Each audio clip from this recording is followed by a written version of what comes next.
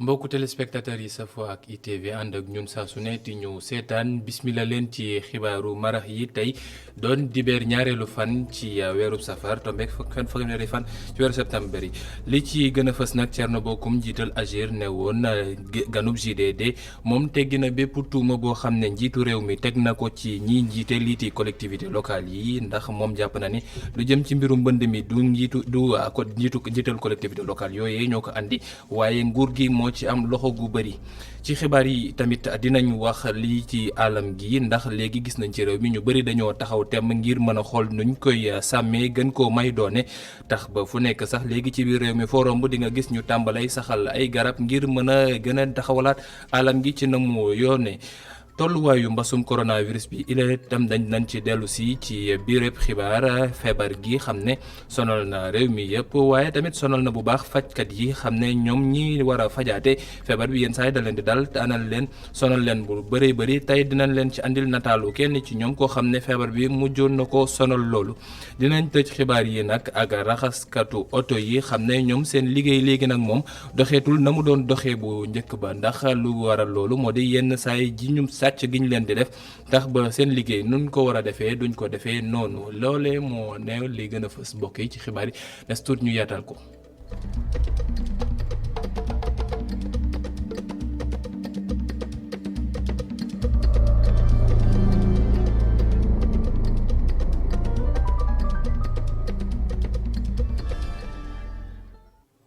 mbokk yi bismillah leen ñu leen ko doon junjee rek ci tàmbale ga lii ti mbëndum bi am ci ren ci yenn gox-goxaan yi njiitu réew mi ba mu demee ca Kër Massar nag yëkkati woon na ay kàddu ti wax ñiiti njiital collectivité locale yi faw ñu xool nu ñuy taxawoo population bi ba yii niiti leen dal bañ leen di dal waaye kii ti njiital mouvement AGER Thierno Bocoum ci jàkkaarloo Mamadou Ibra Kane ci jury du dimanche moom li nga xam ne moo di ne loolee su fekkee mbënd mi dafa am du ne njiital collectivité locale yi ñoo deful seen liggéey waaye nguur gi fu mu war a taxawee la leen taxawewul moo di mu gën leen xool nu mu leen di jàppale may leen ay matuwaay yu war a tax ñu xeex ak mbënd mi gën a jàppale nit ñi itam moom tamit jaay àdduna ci mbirum départementalisation bi xam ne moom la njiitu réew mi wax ne dina ko defal ñiiti waa Kër Massar nangu na ne waa Kër Massar lu ñu bëggoon la waaye jàpp na ne ay digg yi politique képp la du faj leen ñu teewlu ko ci jàkkaarloo ak Mamadou Ibra Kane. S'il y a la responsabilité des maires, on ne peut pas enlever de cette question une responsabilité totale de l'État. si mbirum mbënn mi fekkee am na ku ñuy joxoñ baraamu tuuma nguur gi la waaw ndaxte nguur gi moo ne génn na koppar yu bari ngir def ko si boobule wàll te ba léegi mbënn mu ngi fi am ba léegi njiitum réew mi neen day def Kër Massar département wante damay laaj rek ndax def Kër Massar département soppi na mbir yi dina tax mbënn mu deñ fa ndaxte Kër Massar si sama xam-xam bu gàtt si département la bokk te terewul ba léegi mbënn mu ngi fay am bu ñuy wax si programme décennal bi yaakaar naa ni lu tollook ñeenti téeméeri milliards dañ ko jagleel li nga xam ne moo di collectivité locale yi muy gox-goxaan yi si wàllum relogement ak qualification quartier yi te yaakaar naa ni Kër Massar dafa nekk foo xam ni dafay taa loolu la tax li ñu fa war a def moo di relogement maanaam jële fi ñooñu fi ñu nekk dëkkal leen feneen te si li ñu mel nag am na xaalis yu bari boo xam ni def nañ ko si te kenn xamul fan la jaar. C'était prévu. Qu'est-ce qu'il en est? ay kàddu yi Thierno Bocoum yëgati ci JDD ki ñu ko tekkil doon Boubacar Dieng ñu wax ci leneen saxal garab doon na loo xam ne léegi dafa mel ne ñëpp ci taxaw ngir mën a jàppale alam gi mu mën a delluwaat fa mu toonoon looloo waral sax ba léegi ndaw ñi dugal ci seen loxo bu baax a baax ñoom li ñu bëgg moo di ne fépp foo xam ne war nañ faa def garab ngir mën a taxawalaat sunu alam mu nekk fu mu doon mën a jàppale sunu réew ñu mën a xeex ci changement climat bile dinañ ko def waaye ñoom lu ñuy ñaan moo di ne nguur gi mu xool nu mu leen di jàppale ba loolee ñu bëgg am ñu def ko ci nu mu waree Aminata Ba. ñu ngi fii ci Phare des Mamelles ay ndaw bàyyi seen yitte yëpp ngir gën a sàmm alam gi. ni ma ko gisee mooy lu am solo parce que environnement képp mënuñ ci génn ñoo ngi ci biir environnement bi donc loolu lépp loo xam ne ci biiram nga nekk loolu da nga ko war a sàmm da nga ko war a di caytu parce que lépp loo ci def rek sa kaw lay retourné. ci laay wax am nañ conscience que ni tey jii nii environnement bi buñ ko protéger wul buñ ko préserver wul. bu ñu ko deful l'affaire de tout le monde l'affaire de tous après rek suñu kaw lay retourner parce que gis nañ ko ci avancée de la mairie gis nañ ko les effets des changements climatiques même ba ci nawet bi nii ni mu demee nii loolu lépp ci la moo ko andi quoi voilà. Au niveau comme ni ma la ko waxee léegi au niveau du littoral de Guédiawaye foofu jot nañ fa jëmbat sur 10 hectares jot nañ fa jëmbat garab daaw ak ren donc sur 10 hectares on a planté là-bas muy 4 communes yi la Sam Notaire la Ndiarème Limamoulaye Wakhinane Nimzatt ak Yeumbeul Nord. ndaw ñi dajaloo ci ab forum ñoom nag yemuñu rek fii ci Ndakaaru waaye dañuy amal ay jëmbat garab ba ci biir réew mi. ñu ci Dakar rek wax dëgg yàlla ndax yàgg nañ ko def di def ay tournée di wër ci région yi di ko planter di jàppale nit ñi ci matériel yu jëm ci wàllu mbay meek lu jëm ci environnement lu jëm ci jëmbat garab parce que tamit comme ni ma ko waxee rek am na ñoo xam ne dañuy wër ci dëkk yi lu mel ni ci biir Sénégal gi di dagg ay garab ñu naan les coupeurs d'arbres tax nañ ba léegi taw bi am na fukki at ci ginnaaw taw mi nu mu waroon tawee mënu ko taw noonu ndax dañuy wax ne garab ci surtout garab yu mag yi day nekk loo xam ne dafay xëcc taw mi comme nag waaw. message bu may lancé ndaw yi mooy ñu gën a farlu gën a xam ne garab daal mooy comme niñ koy waxee buñ ko jëmbatee daal suñu wérgu yaram suñu koom-koom lépp daal mën na cee jóge ndax garab mooy nit waaw. Adama Sène muy woo autorité yi di wax rek dañoo war a dugal seen loxo ci activité yu ni mel. doivent descendre sur le terrain accompagner les jeunes pour suivre cet exemple là parce que ñoom aussi bu ñu wàccee rek maanaam seen kii mooy gën a fës boobu muy gën a fës am na ñoo xam ne tey seen idole nan am na ñoo xam ne tey ñoo ngi xool si ñoom di roy si ñoom ñoom nañ kii li ci exemple boobu nañ ci bàyyi xel quoi donc ñoom nañ ñëw ànd ak jeunesse bi la jeunesse est là elle est engagée c'est une jeunesse citoyenne. ngir daal di xeex déforestation ak changement climatique yi ndaw ñi daal di jóg ngir jëmbat ay garab ci réew mi yépp nekk loo xamante ni askan wi ñu ngi koy rafetlu. Aminata Ba jërëjëf mbirum saxali garab nag nekkul mbirum ndaw kese jigéen ñi mel ne yow ñoom tamit dugal nañ ci seen loxo lu ñu bëgg moo di ne vacances yi nii ñuy nekk ay vacances yoo xam ne vacances vertes noonu lañ ko bëggee saxal ci biir Ndakaaru lu toll ci téeméeri junni garab ci biir Sénégal ñu taxawal fii lu toll ci million garab loolee nag la ñu bëgg tam ñu tàmbale ko fii ci biir Ndakaaru ànd ak kii di jaraafu dëkk gox bi muy Sohamel Wardini moom mi yëkkati ay kàddu di xam la ne su fekkee ne dañoo bëgg jëmbali garab nañu def lenn ba pare muy maanaam seetal dëkk bi ndax moom mooy tax garab yi mën a dund ci nu mu waree Youssouf Konté teewee woon na bañ doon lancer lii di vacances vertes yi. jigéen ju ne benn garab mooy mbëbët mbootaay mi di vacances vertes ngir ñu gën a naatal suñu Sénégal objectif bi mooy ñu jëmbat téeméeri junniy garab fii ci région de Dakar waaye millions yu garab fii ci Sénégal loolu yëpp nag ngir aar alam bi. ñu ne kon 4e édition bi dañuy def loo xamante ni jigéen bu nekk dina ci mën a gis boppam parce que tey gis nañ ne jigéen ñi ci àdduna bi sax laay wax balaa may yegg si Sénégal projet bu ñu leen dugalul rek dafay yàqu c'est déjà voué à l'échec comme ni ñu koy waxee. loolu moo tax ñu tànn leen te boobu ba léegi rëccu wuñu ko saa su ne ñu ngi ñuy woo comme ni ngeen leen gisee fii les représentants des associations féminines ñëpp ñëw nañu répondre à l'appel pour ñu mën a am objectif boo xamante ni dinañu jëmbat lu toll ci 100 000 plants à Dakar objectif final bi nag mooy ñu jëmbat lu toll ci 1 million de plants partout au Sénégal pour suqali suñu dëkk pour suqali suñu alam parce que vacances vertes loolu moo ko tax a jóg. Sohamel Wardini maire de Dakar nekk marraine bés bi mu ngi xamle ni cet moo njëkk waaye mu ngi woo Sénégalais yi ñu jëmbat ngir ñu delloo Ndakaaru taaram bu njëkk ba. cet gi nag moom mooy suñu objectif premier boo balee sa kër ba mu set nga jëmbat ay garab sa biir kër da nga ci am ker da nga ci am loo lekk da nga ci am foo toogee ci suufi ker gi kon loolu waruñ koo négliger. vacances vertes ñu amal ko ci atum 2017 jot naa amal activité yi ni mel ci région de Dakar Kaolack ak Fatick mbootaay mi sax jot naa jëmbat lu ëpp 5,000 garab ci ñeenti at.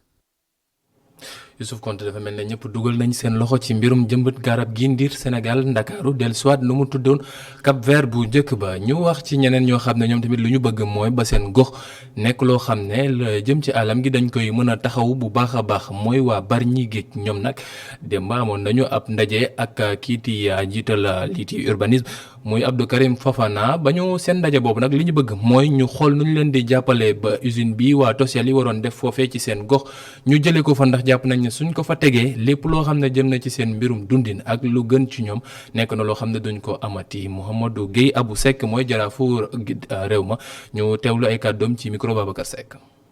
dafa am benn usine ba nga xam ne prévoir nañ ko fii ci Bargny muy sidérurgie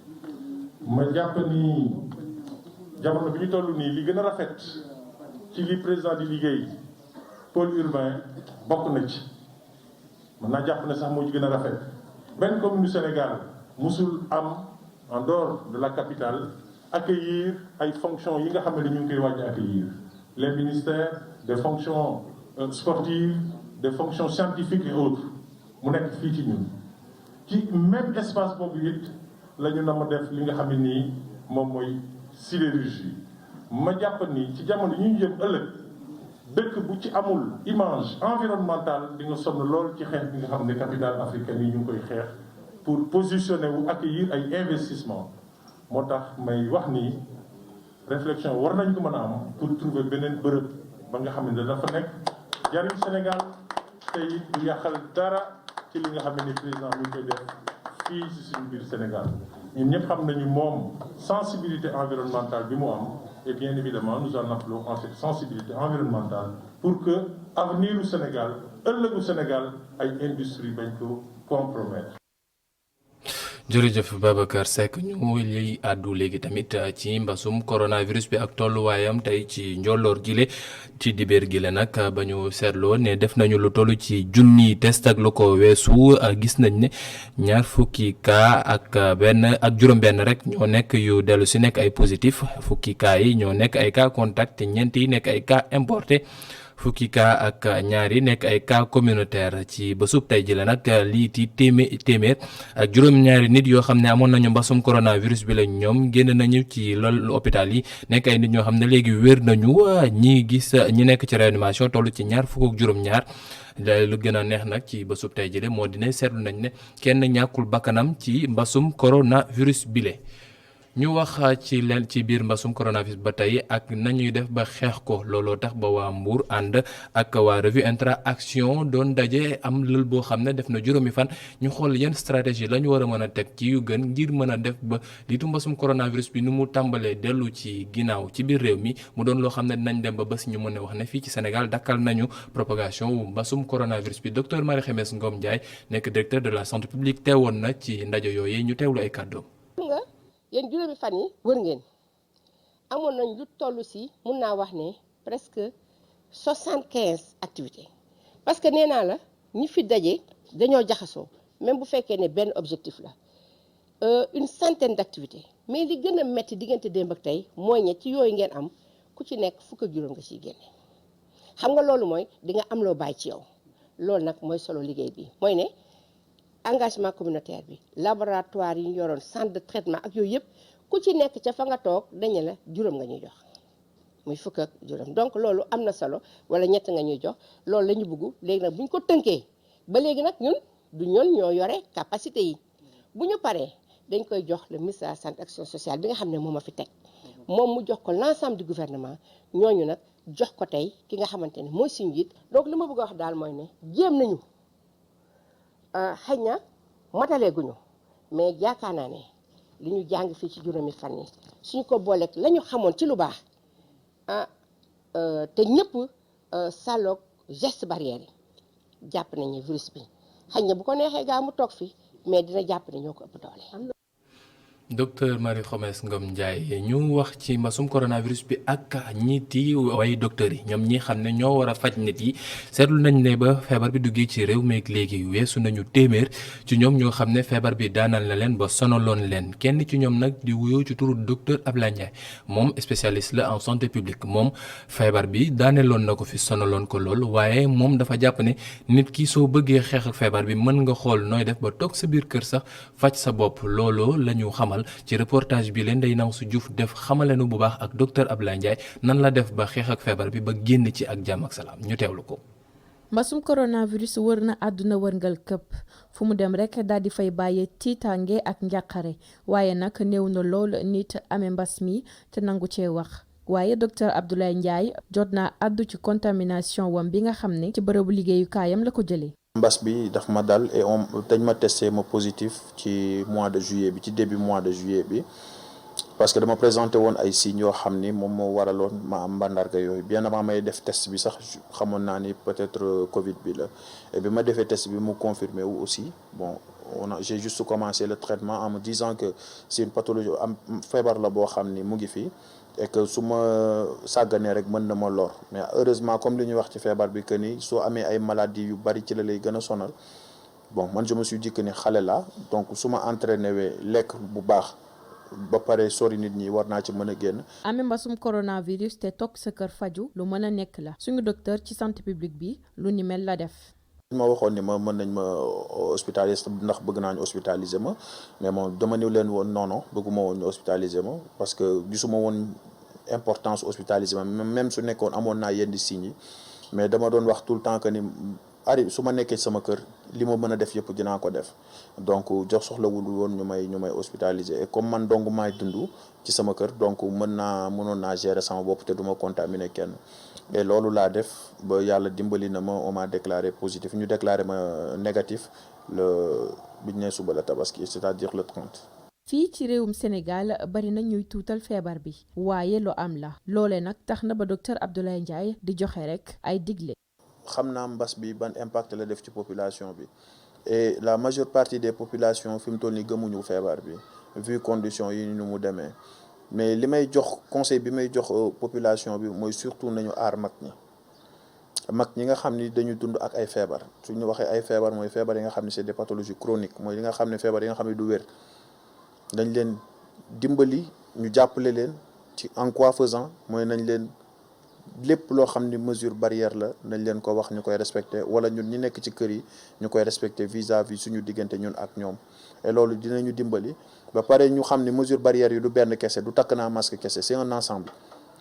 bi benn boo bàyyi da ngay yàq lépp donc tu protèges plus la personne donc loolu nañ ci bàyyi xel et que vraiment mag yi ñu leen di moytuloo et respecter lépp luy mesure barrière. mbasum coronavirus ab feebar la bi nga xam ne lu am la te mu ngi fii ci suñu biir réew. ngir maytu mbasum coronavirus bi nag ki ñu jot a waxal mu ngi digle rek ñuy wéy di respecter li nga xam ne mooy geste barrière yi. Néna si Diop Diouf kon ñuy wéy ci tax masque yeeg moytu wante ti dandante nun koy waxee fukki fan ak juróom-benn moo des laata ñoo yegsi ci màggalub Tuuba bu atub ren gile màggal goo xam ne nag saa suy waaj a yegsi dañuy gis ne kilifa yi dañuy gaaw te daw te dem si biir Tuuba ngir xool lañ mooy seeni soxla ñu xool nuñ leen koy fajalee looloo tax ba Seyni Ndaw moom mi jiite OFOR mooy forage yeeg yëpp yoo xam ne ñoo ngi ci biir gox-goxaani ci biir réew mi moom dem na ba ca biir Tuuba xool la li fa am waxanteeg tamit xalif bi ak sëñ Bass Abdou Khadre xamal leen ne yii ti jafe-jafe ndox yi ñu daan am dina wut ay saafara tegal leen ko ci ba tax na ba ñii di waa Daaru Marnaan ak Saam yoo xam ne ñoom dañ daan am jafe-jafe gu bëri ci ndox ren jile mën na wax ne dinañ leen saafaral mbir mi ci nu mu gënee ñu teewlu ko ci micro Gora Ndaglo mi defal ñu reportage bi de. Touba nekk ci wàccaayuk màggaluk fukki fan ak juróom-ñett ci weeru safar loolee tax ñii di autorité administrative yi wutal si dëkk bu sell bi ci loolee directeur général bu office des forages ruraux yegg si ci dëkk bile ginnaaw ba muy jot a lim matuwaay yu ñu jël ngir ñàkkum ndox mën a tàggalikook dëkk bu sell bi. li président santoon suñ ministre pour forage yi nga xam ne yi dañ nekkoon à l'arrêt loolu tey jii yaakaar naa ne forage yëpp ñu ngi marché. am na ay pompe yoo xam ne yi commandé woon nañ ko muy fukki pompe la yoo xam ne nag souvent neexul am Sénégal bitim réew lañ koy commandé parce que ay pompe la yoo xam ne yi c'est des pompes à gros débit fukki pompe yooyu yëpp ñëw na benn lañ ci jot a monté gum ci benn forage boo xam ne bii dafa nekkoon amoon ay rëq-rëq yi ci des fan yi di ñëw dana ñëw li ci des aussi dañ koy garder mu nekk réserve. ci wàllu forage aussi am na ay colonnes yoo xam ne yi commandé woon nañ ko pour def entretien wu forage yi nga xam ne yi ñu ngi fi mu nekkoon 600 colonnes loolu aussi réceptionné nañ ko. moom njiital OFOR dalalit xeli askan wi yeewoo ci Saam naka noonu ci Daaru Marnaan mu di gox wu askan wi di jàmbat ñàkkum ndox. waaw Saam aussi ak la ko wër mu nekk quartier yu bëri yoo xam ne yii fañ doon jële ndox dafa sori lool bu màggal jotoon ak pression bi du mën a doy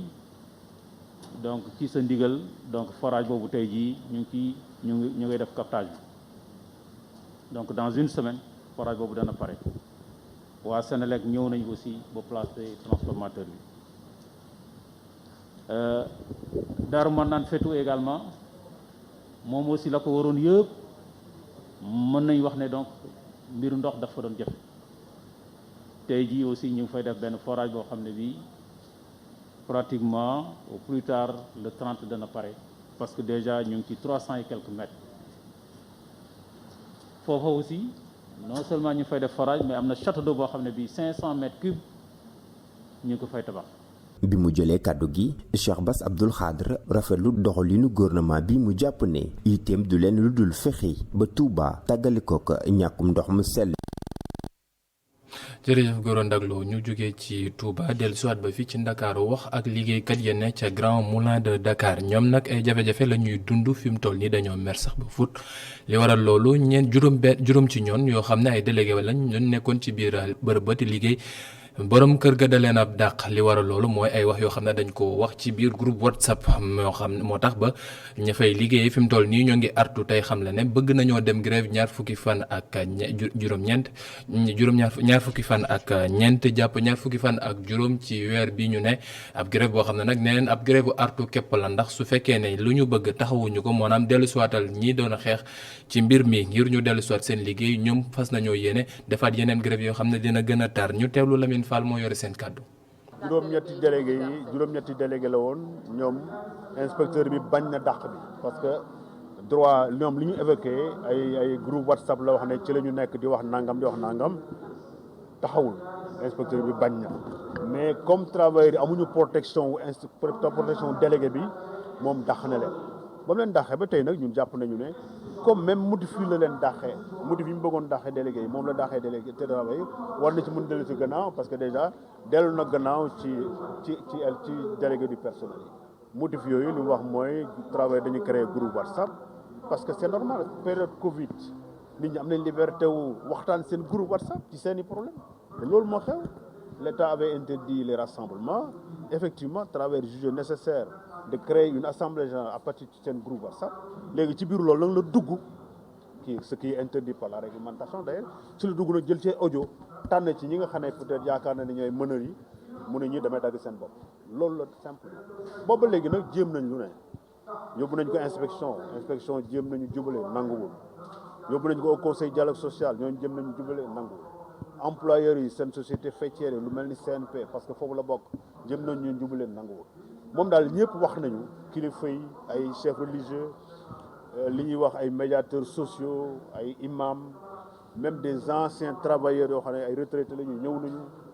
ay cadres ci biir kër gi ñëpp jéem nañu wut solution wax ne ko waxtaan ak délégué yi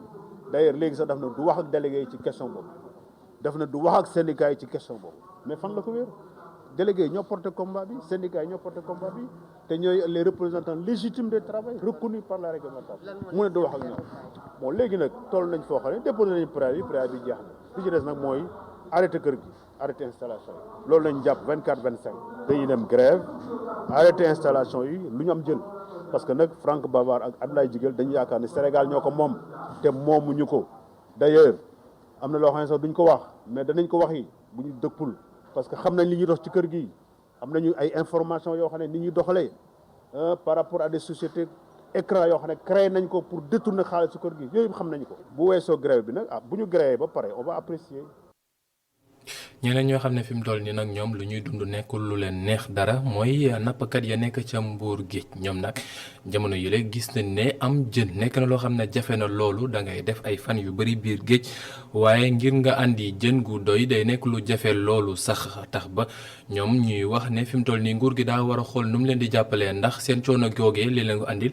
mooy gaal yi xam ne dañuy jóge bitim réew ñëw ti napp ci sunuy wax te andil leen ay jafe-jafe yu bari ba tax ne ñoom fi mu toll nii jën doon na loo xam ne am ko Mbuur jafe na mu tagakan pour nappkat yu bari ñàkkum jën bi dara warul ko dudul bato yi nekk ci géej ngir indi ci saafara ñu ngi ñaan nguur gi mu daal di arrêté accord de pêche yi mu signé ak société yi nekk bitim réew. ndaxte caare yi dëkk ba na xarit fi mu nekk ni moo tax ñu daw ñëw fii dugg Mbuur mais nag géej gi moom foo ko natt weesu foofu rek naqari na foofu ndax benn jën amatul yebay amatul ak yeneen façon jën yoo xamante ni nawet da nga ko daan gis léegi gisatoo ko lu waral loolu nag xam naa nag ñàkkul mooy wàllu bato yi tamit si yàq gi gis lañ bokk contrat yoo xamante ni ñoo ngi koy signé te doomi dëkk baa ngi fi boo war a liggéey mënuñoo liggéey te amuñu leneen lu dul géej gi tey li muy dundal si doomu aadama amul benn société bu ko mën a dundal kon tey yaakaar naa état war nañoo mën a jàppale goo xamante ni tey wàllu licence yi muy signé yëpp ak ay doomu aadama yoo xamante ni dëkkuñu fi ñu ay bitim réew luñ dëkk war nañu see mën a jàppale pour dindi ko. jaaykat yi nga xamante ne nii ñàkkum jën bi sonal na leen ni mu sonale client yi li ñuy jàpp mooy ngelaw bi dong moo waral ñàkkum jën bile. waaw géej gi na seeka bu jinaxee jën mënul bari parce que dañu aaye mool yi bu ñu dem kay moo tax jën du bari chaque fois client tam aussi dañuy sonn ci bu ñu ñëwee quoi loolu jëndee fi ñu toll nii 50 mën ko jëndee fi ne 70 000 waaw loo tax fi ne affaire bi muy xaw a naqari ci client yi ak ci yow mi jaay en même temps tamit cher na parce que tey jii kees am na prix kees am te bu amee dañ koy jëndee fi ne juróomi junni mais instant tey ñu ngi ko jëndee fi ne 45 000 différence fi ne 20 000 francs ci benn kees bi kon cher na trop. ñàkkum jën yi fan yi xaw nañ cee def fi mu ne nii dañuy wër jën ba sonn doo am jën mool yi dañuy dem ba ñëw duñu am dara lii koŋ la ay 200 rek lay jar lii nga bëgg koo jaayee 2000 te jën bu amoon 1000 francs rek nga am ko dañuy jaaxle moom client yi dañuy jaaxle nduggukat yi jaaxle lu ëpp ci client yi ñu ngi dem ak a ñëw wante dara nekkul ci seen pañe yi donte le waxaale yi gudd na lool.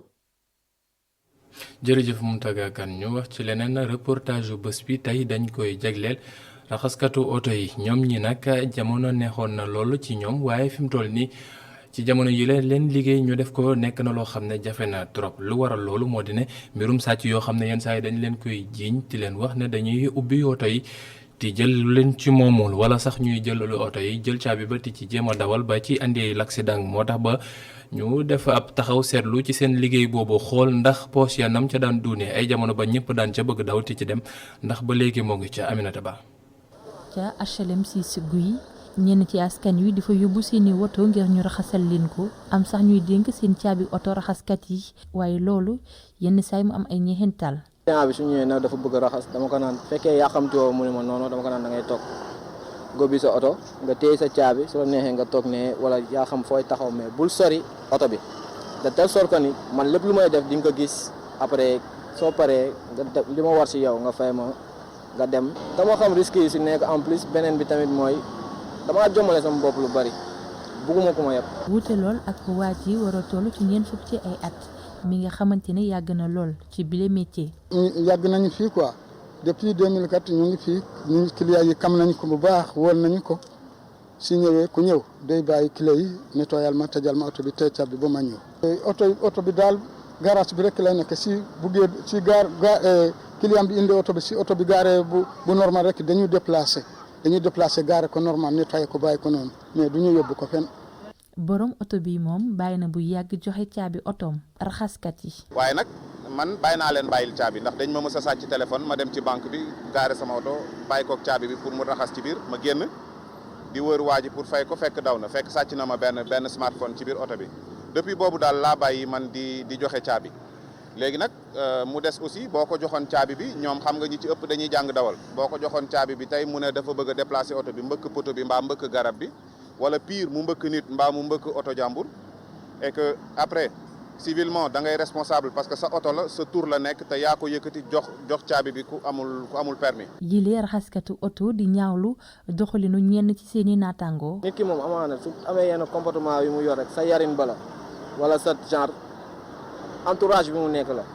mais loolu moom sant nañ góorgóorlu jàpp seen liggéey ba mu dëgër xam ne àdduna bi fii dara xëyul rek sotti